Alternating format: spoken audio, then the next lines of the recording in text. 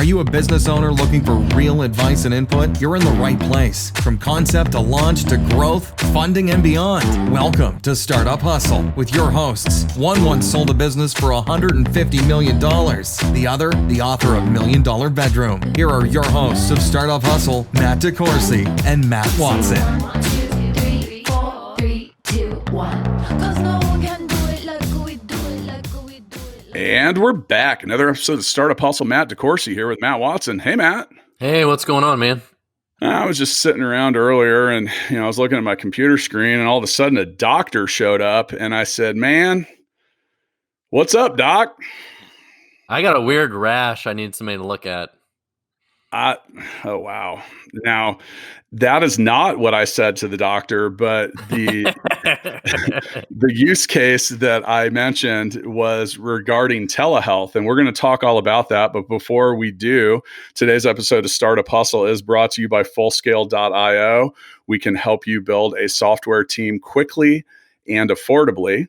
With us today, we have Guy Friedman, who is the CEO of SteadyMD, and also a neighbor of ours from St. Louis. Hello, Guy. Hey, thanks for having me. Thanks for taking the time, man. I appreciate it. And as I mentioned, Startup Hustle is really starting to reach out to some of our neighboring communities. And SteadyMD is one of the more interesting startups located in St. Louis, which is our neighbor to the east. And neighbor or rival? Both neighbors can be rivals, right? And maybe, according to Kansas City Tech Council CEO, someone we can visit on the Hyperloop at some point in the future. That's the dream. Yeah. So it's people no in secret. Missouri are a little too nice to have a real rivalry, I think. Well, not if you get over here. I go Royals. I'm still like filled with competitive rage from 1985 in the World Series. But was that St. Louis Royals in the World Series that year? Yeah. Okay, yeah. Gotcha. Yeah, that shows my age. I was 10. So now obviously I don't have to get too far into it. Everyone knows we're all working from home, and the dynamic of how we interface socially and professionally is changing. With that, the field of telehealth is really taking off, really anything. Guy, can you, before you give us a background about what you do at SteadyMD, can you start by defining the whole telehealth space and like what that consists of, and kind of give us talk to us as if we were small children for a moment, and let us know how SteadyMD is changing the scene. I think it's interesting because, my grandpa was a doctor, and he called people on the phone from his office, and that, like, in quotes, was telemedicine in 1952 or whatever, whenever he was a doctor. So I think the industry itself is comprised of different factors traditionally, and this is not the business we're in, but when you see the big headline names like Teladoc, Doctor on Demand, what they do is basically urgent care completely online. So they've kind of pioneered this concept of press a button and we'll route you to a random doctor somewhere in America that can take care of you for that acute appointment. And then you have traditional doctors who just allow you to call them via video. That's also telemedicine. That'd be your like normal primary care doctor. And then there's all the different like doctor to doctor consults, where if you're in a hot ER and you want to talk to a doctor who specializes in stroke and one of your patients is having a stroke, there are services that allow you to connect with the doctor. If you're in a rural hospital and you don't have a doctor you can talk with physically, you can connect. And there's a bunch of different machinations of this. It's a $20 billion to $30 billion a year industry. So it's not a small industry. And it's been around for, 15, 20 years. So the business of telemedicine is not brand new. It's relatively new in terms of healthcare, but Teladoc's been around for years, and a lot of these other players. It's kind of the first wave of the stuff you might have heard of is the urgent care guys, which is the Teladocs and Doctor on Demands. And then there's also a business around just being a raw technology and not having doctors, but giving technology to doctors and allow them to connect with patients. So that's kind of the landscape. We're very unique, SteadyMD, in doing something that no one else is doing and no one else has ever done completely online. So what we did was we took the concept of concierge medicine, which is patients pay a yearly or monthly fee for extra access to a primary care doctor, so for extra time and attention. And we took that concept and put it completely online. Key to our model is the concept of alignment. So every patient that comes to SteadyMD gets matched with a doctor that's right for them. And we do that via this really cool matching quiz where we talk about your healthcare needs, your exercise habits, your nutrition, whatever kind of affects you, and we pair you with a doctor that has expertise in those categories. So you could say, I'm a diabetic who's a vegetarian, and we might find you a doctor who wrote a book on diabetes and practices the vegetarian diet and has written 10 papers on vegetarianism. It's just, and that's across the board, all these different criteria.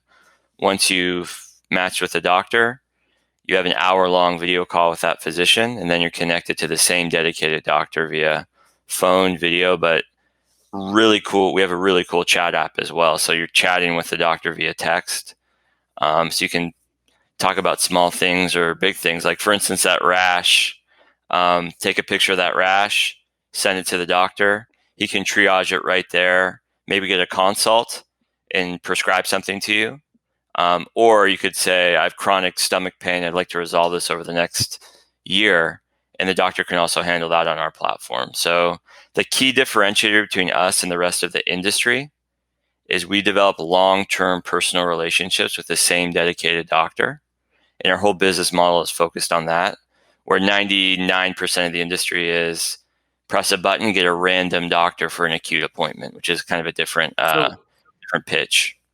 So is your goal to replace insurance that some might have, or is this like an add-on in addition to their insurance? It's an add-on. Yeah, it's an add-on. Your insurance covers acute care with a primary care doctor, or primary care doctors have almost 3,000 patients per doctor right now. That's the ratio. Right. So they have less. They're seeing 20. Is that true?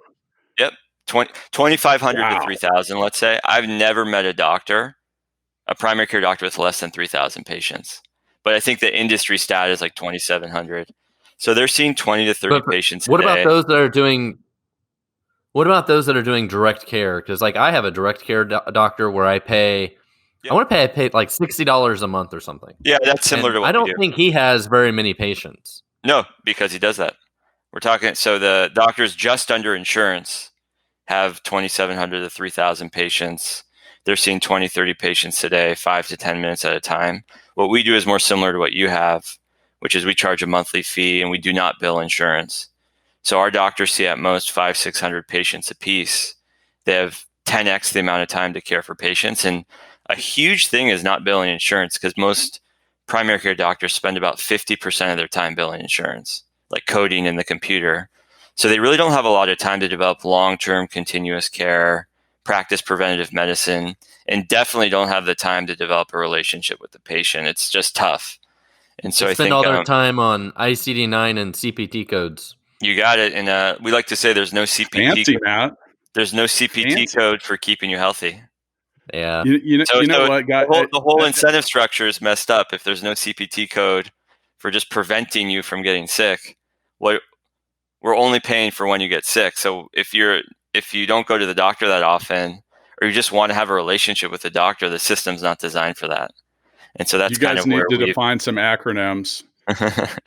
What the hell's a CPT code? He said CPT code. I didn't say CPT code, so I was responding. But it's just let's say you have like a strep throat. And stuff. Yeah, exactly. So let's say I want to. Every now and then, Matt dazzles us there.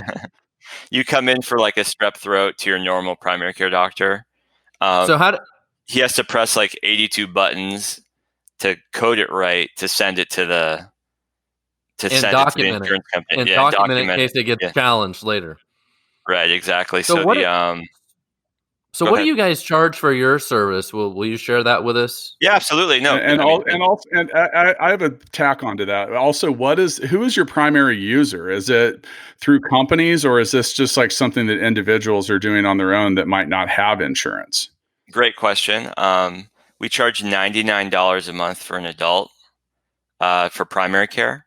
We also have pediatrics as well as functional medicine with different price points, and then family plans as well. But like the core model is, if you're just an adult signing up, it's $99 a month for an annual subscription. Everyone has insurance. So we typically, when you onboard, you give us your insurance information. And we actually have a team of medical assistants embedded in the experience and on the app. And they handle all of your prescriptions, labs, and in-person referrals, and anything else you need downstream. So let's say you need to go see a specialist. Our team internally will find you a specialist covered under your insurance, make the appointment for you, and make sure our doctor gets the records on the back end. They'll fetch all your old medical records. Like basically, you have a concierge doctor and a medical assistant all wrapped in one.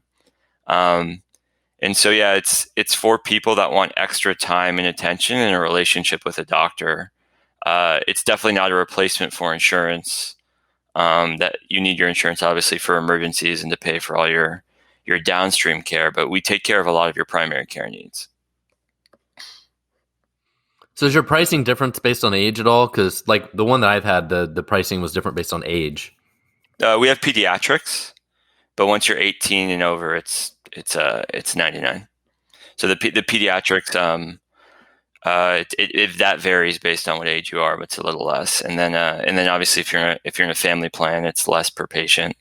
We also have a functional medicine practice, which is $200 a month, which is incredibly popular because there's not many functional medicine doctors in the U.S. The supply is very constrained, and so that's a much deeper dive, longer intake process, more testing. It's a different level of service that people want. It really focuses on the root cause of illness and optimizing your health in a more intense way than the primary care practice. So one big question I have is, what percentage of health issues can you resolve over telemedicine versus you'd have to do in person? It's a good question. I think, industry-wide, I think most like 75-80% of acute cases can be handled, but that's with a random urgent care doctor that you don't know. With SteadyMD, you have a doctor that you have a relationship with. You've gone over your medical history, your family history. They know you. They know all your tendencies. They know all your allergies. They know everything about you. So they can answer all your questions in context. I believe we can cover even more than that. You're like, if you need to go get a strep test or you need to get a flu shot, there's so many options for that. You can go to Walgreens, Walmart, your local urgent care. That part is super convenient. The part that is very hard to access is I want to talk to the doctor about my blood work. I want to talk to the doctor about my results, and that's where we come in. So I truly believe we're creating a new category of healthcare and of medicine. It's not your primary care doctor that mixes acute and long-term care and has thousands of patients. It's not urgent care. It's your dedicated physician overseeing and managing all of your health completely online. And the level of alignment and familiarity we have with our patients is you cannot get that in the brick and mortar world. Like if you're an avid marathon runner and you want to talk to a doctor that understands your lifestyle, you can connect with our doctor that just ran the Boston Marathon in 2 hours and 50 minutes. Or if you have a specific disease, your local primary care doctor is not going to have all the knowledge about that. And so we want to really itemize and allow doctors to match with patients in a really robust way. And this is not just there's a lot of pain and suffering on the doctor side as well. If you talk to primary care doctors, there's a really high amount of burnout.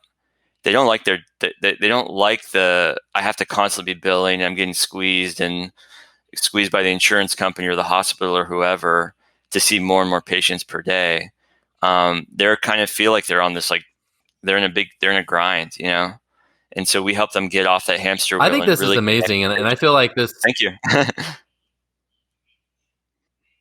Yeah, I mean, it seems like this potentially solves so many issues we have in our healthcare system around insurance and cost and all sorts of things. I mean, $100 a month doesn't sound so bad, and I would imagine if I had a whole lot of employees, I could get it at an even lower price, and that's got to be way cheaper than insurance. That doesn't cover major medical insurance, stuff like that. But I think the combination of these things could really help move us forward and solve a lot of problems. Yeah, absolutely. So we have mostly direct to consumer right now.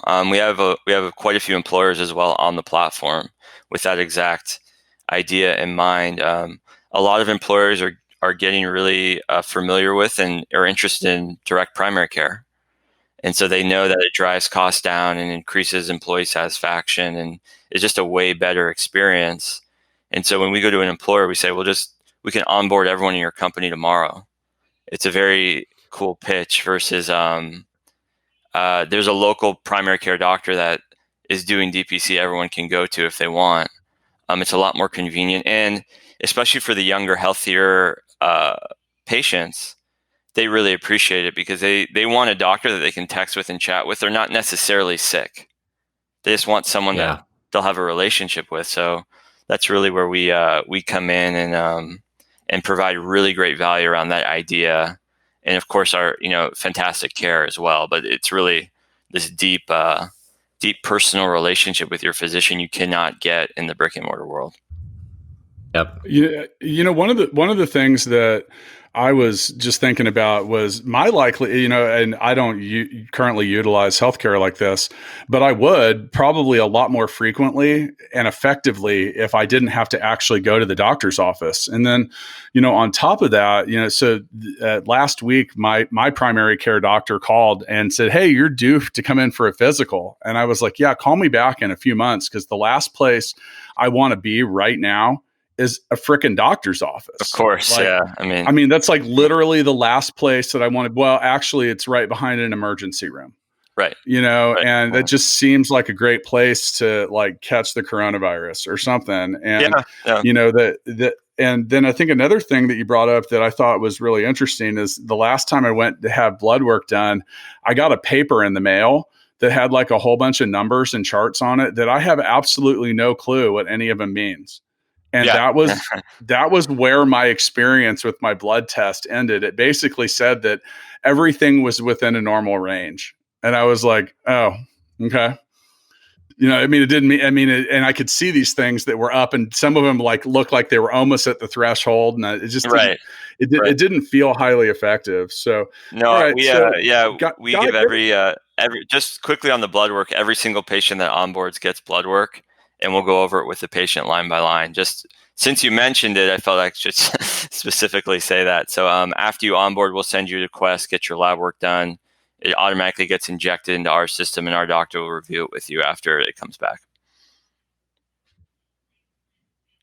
So the question I have is, how did you get into all of this? Do you have a history with healthcare, primary care? Are you a doctor or anything like that, or? No, just a crazy guy.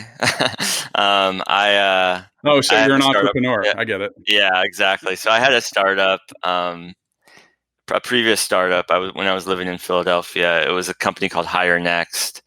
And a product we had developed was this thing called online proctoring, in an industry called online proctoring, where for a college or university, we would administer exams remotely. So the students couldn't cheat if they were in an online school or environment. So you're taking your final exam for UMKC, but you live in Chicago. We could administer that by observing you while you took the test completely online. So I had this experience building up and kind of managing the idea of scheduling a video appointment, presenting information to both sides of the call, and I always thought there was great applications to healthcare and telemedicine specifically. And so when I left that, I sold that company, and then I worked for the acquirer for a while. Then I left. I just explored the whole space of healthcare basically, and I got really passionate about this idea that we're over investing in the idea of rapid fire urgent care. If you think about all the telemedicine companies, and a ton of private equity backed or urgent care centers are opening up. CVS, Walgreens, Walmart, all under the premise that when I'm sick, I need a random doctor. When you optimize for that, you really lose the continuity of care and you lose the relationship piece. And no one was really working on that at scale. And so I thought about myself. I'd move 5 times, switch insurance all the times. I've never had a primary care doctor. I said, I'd really like someone that I could call or text whenever I'm sick, or just general. I have like general questions about my kids, about myself that I don't want to make an appointment for. I just want a doctor that knows who I am. And that was the spark of the idea. I connect with my co-founder, who's a brilliant product and tech person, and he was available in between startups as well.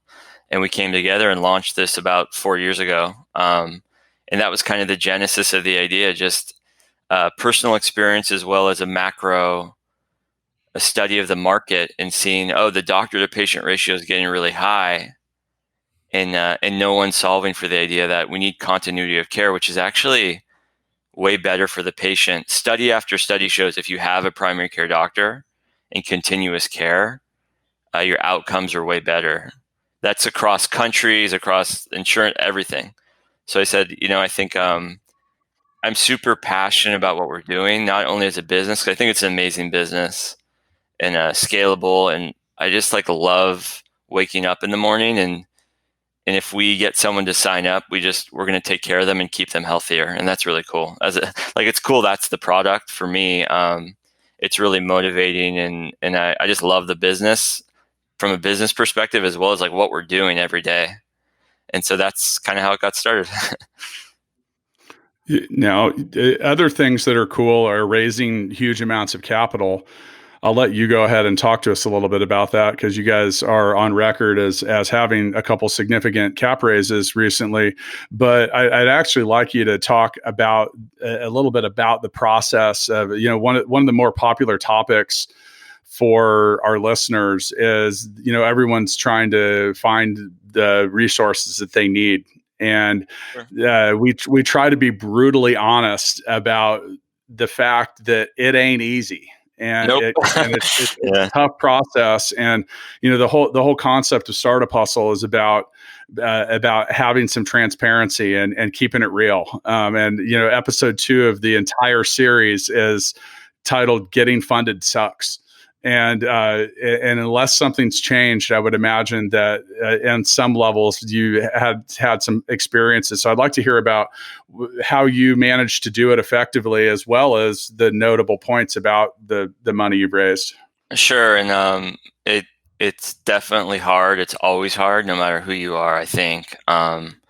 It does get easier the more you do it. I've been in the game for 10 years. So I probably raised money, my first little seed round 10 years ago, and that was brutal, and then, it gets easier the more experience you get. So that's just one thing to look forward to for all the founders out there. But I think for us, me and my co-founder are kind of like these veterans of the startup space. So we're super methodical about data, rapid experimentation, and understanding, demonstrating progress in an iterative way and following that. That's it. This is just operationally, but it speaks to fundraising too. So when we're setting up a experiment within the company, we're going to try this, we try and do it in a very cost-effective way, look at the data, then invest if it's working. And I think that discipline really comes through when we're pitching the company, because our data is airtight. We're super passionate about the business itself, and those two things kind of help. But you're not going to get around having hundreds of meetings. I mean, that's just something you have to kind of understand at the start of the process, and not get discouraged and never give up. And I'm not a guy that it's kind of failure is not an option, and so I sort of have this attitude of I'm so passionate about this business, I'm going to make it happen, even if it takes 100 meetings. It's the thought of giving up is not even in my, it's just so I think there's this attitude around it. You got to have like a mental framework of, I'm not going to give up. I'm going to keep pitching this and keep learning from every single time I pitch the company. Also, you learn every time you pitch the company to an investor, you learn what resonates and what doesn't. And you have to be constantly adjusting that as well. Like, I think what I thought a great pitch would be isn't necessarily what resonates with investors, right? And that informs the company as well. So you have to keep reframing and keep tweaking after every meeting. You have to take in that information and understand. And then I always tell people though, if you've had like 50 investor meetings and you have no interest, something's just flawed. Like you have to adjust something, and then keep going. You can't do the same thing again and again and again. That doesn't work. You have to have a ton of meetings and be adjusting along the way. And that's kind of the methodology that we have when we're fundraising. So can we talk a little bit more about the rounds that you've raised? Because it's been a pretty significant total. Sure. We did a seed round to start out, $1.5 million from that was mostly angels in the LA area, because I'm from LA. We have an office in LA. And then we had angels in all over for that, but a lot of LA folks. And then we took the seed capital, kind of built our initial products, launched, got a bit of traction, and really like got to some level of product market fit. And then we raised a $3 million, I guess it's a seed round. I guess it was a pre-seed and seed round. I'm not great with the designations. And then we just closed a $6 million round in the first quarter of this year. We are continuing to build in our core product, which is what we're talking about, concierge primary care, but also build out our platform and make it more extendable to different provider groups and different parts of the industry, because especially given the recent coronavirus, we have a really robust and extendable platform.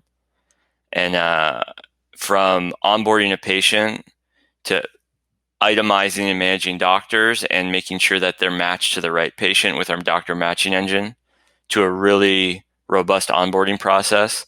And then obviously doctor-patient communication with our chat application, and then medical operations. Like we have a full stack there, which I don't think a lot of companies have parts, but we have the marketing to the care, like the full spectrum. So we've been talking to other companies about using our platform with either their doctors or helping them with our infrastructure, and then also just keep expanding and growing our core business.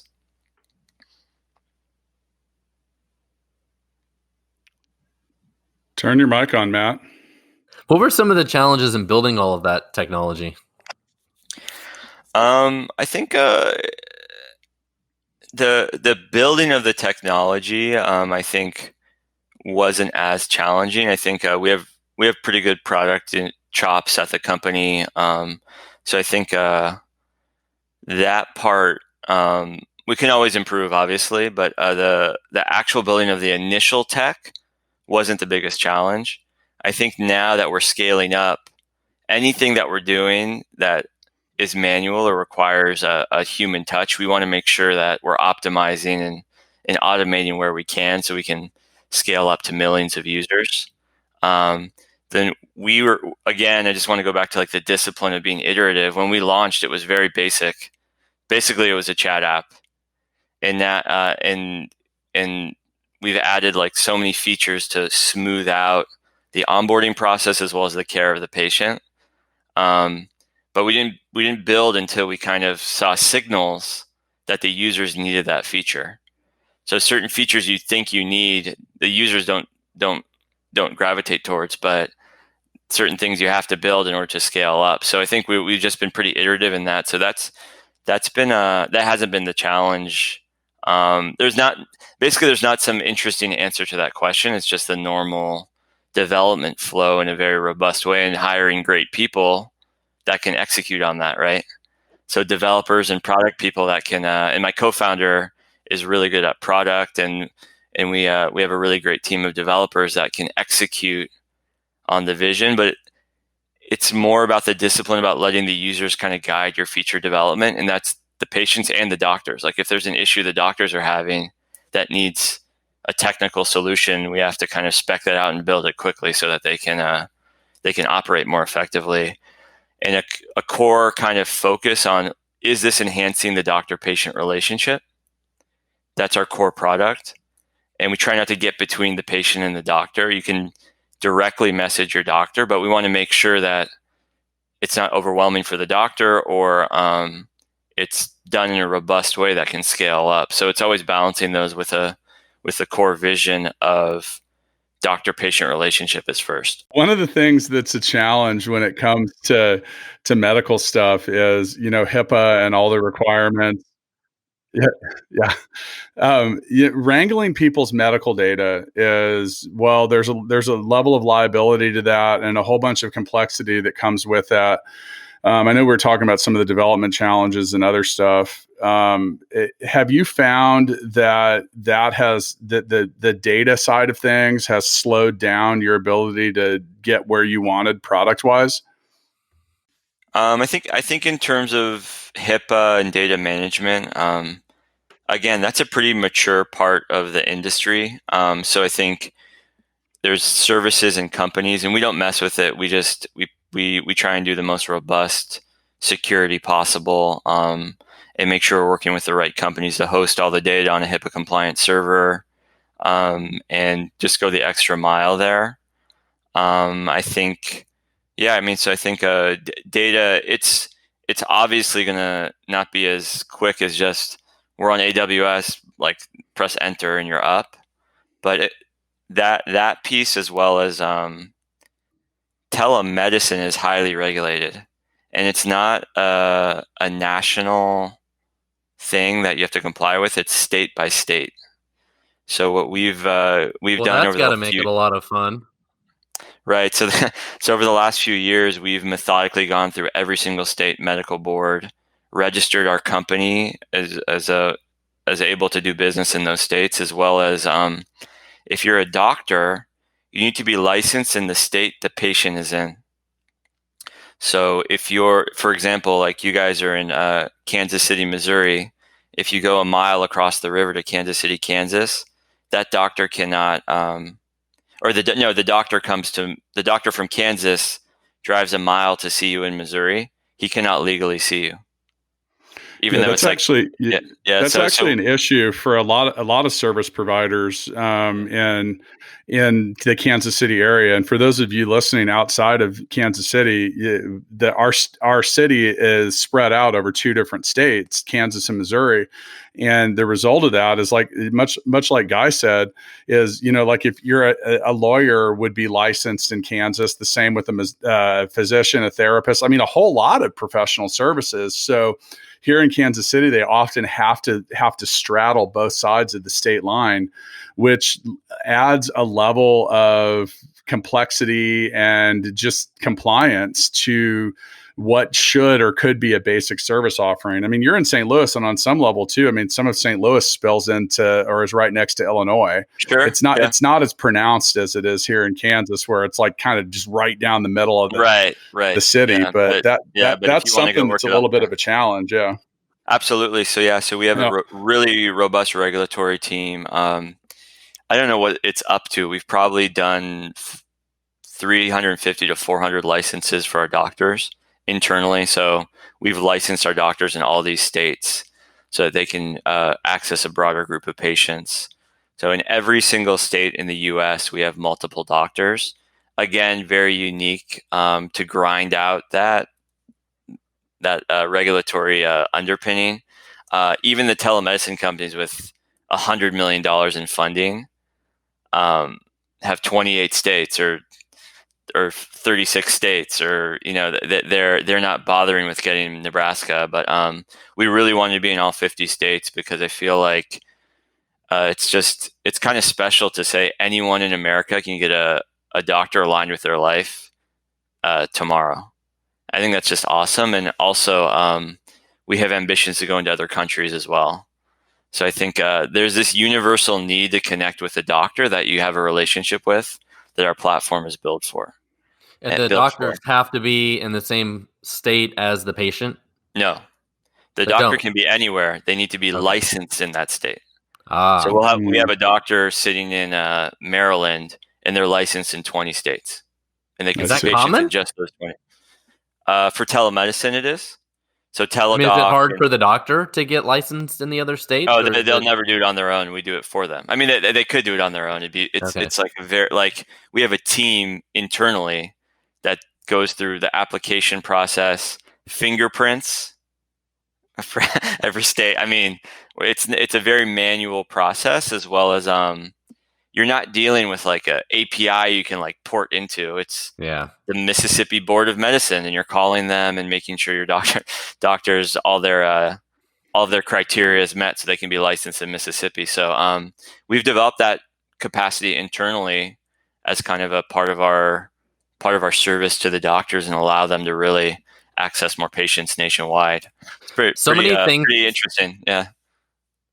So many things about our healthcare system would be a lot better if they could go across state lines. Like, that's just a huge nightmare. It's kind of silly, and I think I understand the need to there's a state board of medicine, but we're really talking about restricting care for people, and that's kind of obviously if you could go to the university, you could go to UMKC medical school, have lived in Kansas your whole life, and get licensed in Missouri, and you can't see a patient in Kansas, even though someone has the same education and qualifications as you. It's a little funny because healthcare doesn't change across the border. Where maybe you could say with like law, there's a state specific law you have to be aware of, or other professions. You're really restricting care, and so I think that's an unfortunate. It's a relic of the past, because you never needed to be licensed across state lines until telemedicine really got bigger. So you might have 2 licenses, but now I think it's really unfortunate, because I'm sure a lot of the specialists too would love, not just primary care, like love to take calls from patients from other states, and they can't do it. So hopefully they've relaxed a lot of that with COVID-19, and I'm hoping people will realize, oh, we should just leave this. We should just leave this policy in place. I'm not on that specific issue. I'm not that bullish on them doing that. I think it will revert to the state-based system, in my opinion. I don't know. So I have no inside information, but that's just my instinct. Once again with us today, we have Guy Friedman, the CEO of SteadyMD, steadymd.com if you want to go check them out, giving us some very, very, very interesting information about the telehealth space, which, much to my surprise, is a $20 to $30 billion a year industry. I have a feeling I'm pretty bullish on the growth of the entire tele space. In general. So Guy, as we finish this episode of Startup Hustle, we end all of our episodes with what we call the Founders Freestyle. We go over a lot of stuff, and this last 40 minutes has breezed right by. With the Founders Freestyle, you get an opportunity to give the listeners advice, input. You can do anything you want. But I'll go ahead and hand that over to you and hear what you have to say on your way out of this episode.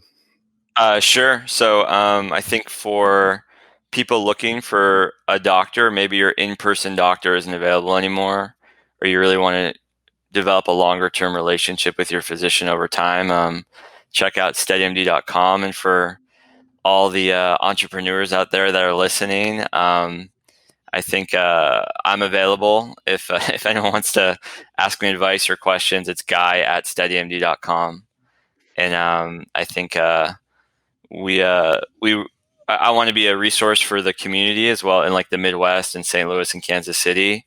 So if anyone needs anything, they can always reach out. And I think it's an interesting time to be in startups. So don't give up. Keep your head up, and good luck to everyone. Mr. Watson.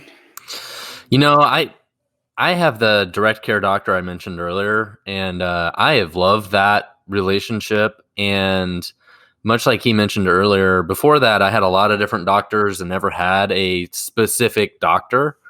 And I've never actually done video chat with my doctor, but I can text him and call him and message him online. And I found it to be really valuable. So I'm a big fan of this direct care. And I think what you guys are doing is awesome.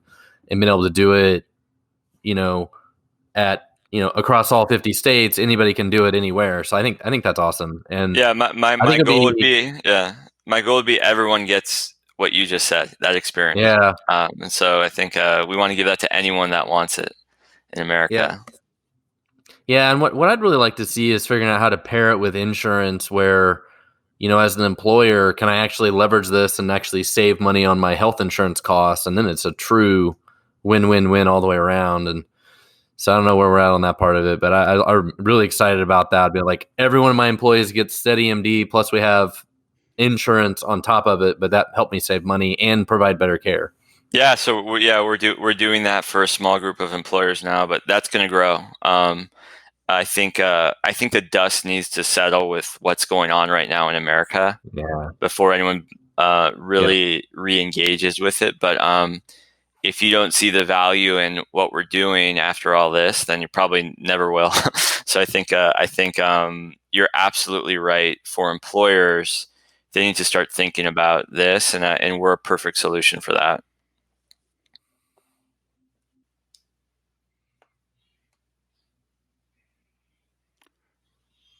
So once again with us today, we had Guy Friedman, who's the CEO of SteadyMD, having a couple connection issues here at the end of the episode. I'll go ahead and roll out my version of the freestyle here. So, if you get a chance, go check out SteadyMD. The whole telespace is on fire right now, and in a good way. It's going to the moon, people.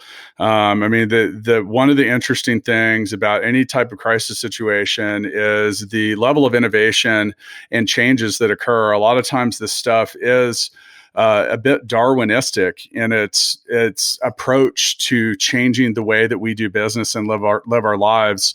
When it comes to doctors, medicine, healthcare, and all of that, that's such a hot topic that so many people have when it comes to everything that they do, the expense and whatever. Being able to do something like telehealth has the ability to change the entire face of the way we practice medicine, both here and globally, as well as shrink the size of the world. Meaning, as many of you know, we have 190 employees in the Philippines. Having them be able to experience telehealth from the doctor that's right up the street from us, or in Nigeria or Wuhan or anywhere where they need to get it, where they need to scale up the level of doctors and the number of people. This is what a technology like this can do. Make sure you get around to checking it out while you're on the internet. Stop by the Startup Hustle YouTube channel. Check us out on Instagram at Startup Hustle Podcast, where I guarantee you I will not post a picture of Watson's rash. See y'all next time.